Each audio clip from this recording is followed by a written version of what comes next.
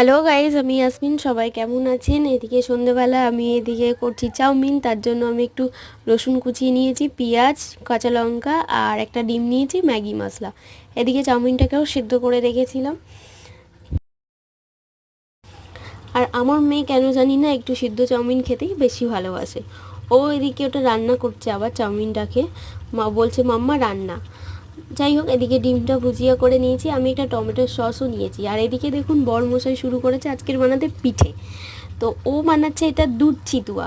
আমি এই ফার্স্ট টাইমই দেখছি দুধ চিতুয়া আমি দেখি।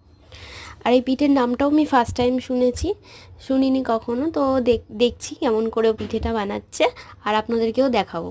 এদিকে চাউমিনের জন্য আমি একটু রসুন কুচিয়ে নিয়েছিলাম, ওটা তেলে দিয়ে দিলাম। তারপর রসুনটা একটু লাল লাল হয়ে যাওয়ার পর আমি ওতে পেঁয়াজ কুচিও দিয়ে দিলাম। পেঁয়াজ কুচিটা হালকা ভাজবো, বেশি ভাজবো না। তারপরে দিয়ে দিলাম চাউমিনটা। চাউমিনটার সাথে আমি দুটো কাঁচা লঙ্কা ছিঁড়েও দিয়েছিলাম। চাউমিনটাও হালকা তেলের মধ্যে ভেজে নিচ্ছি। নিয়ে এবার এতে দেবো ডিম ভাজাটা, যে ডিমটা আমি ভেজে রেখেছিলাম। ডিমটা দেওয়ার পর চাউমিনটা আমি ভালোভাবে নাড়িয়ে নিচ্ছি। আর আমার আগের ভিডিও যদি দেখে থাকেন, আমি বলেছি শুনবেন যে আমার বাড়ির চাউমিন খেতে ভালো লাগে, বেশি ভালো লাগে দোকানের থেকে। তো এইভাবে বানিয়ে দেখবেন, খুবই ভালো লাগবে খেতে। আমার তো খুবই ভালো লাগে, আপনারাও বানাবেন, খুব ভালো লাগবে। এরপর আমি এতে একটু টমেটো সস দিচ্ছি। টমেটোর সসটা দেওয়া হয়ে গেছে, আমি উপর থেকে একটু গোলমরিচের গুঁড়োও দিয়েছি।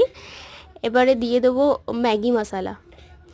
এবার চাউমিনটা পুরো কমপ্লিট। আর এই দেখুন চাউমিনের ফাইনাল লুক। আর এদিকে বরমশাই শুরু করে দিয়েছে পিঠে বানাতে। এই যে পিঠেটা এই হচ্ছে, আর এই সেই ব্যাটারটা যেটা দিয়ে করছে।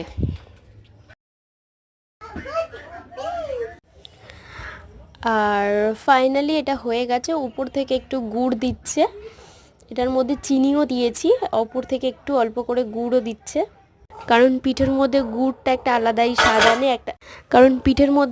একটা আলাদাই স্বাদ আনে।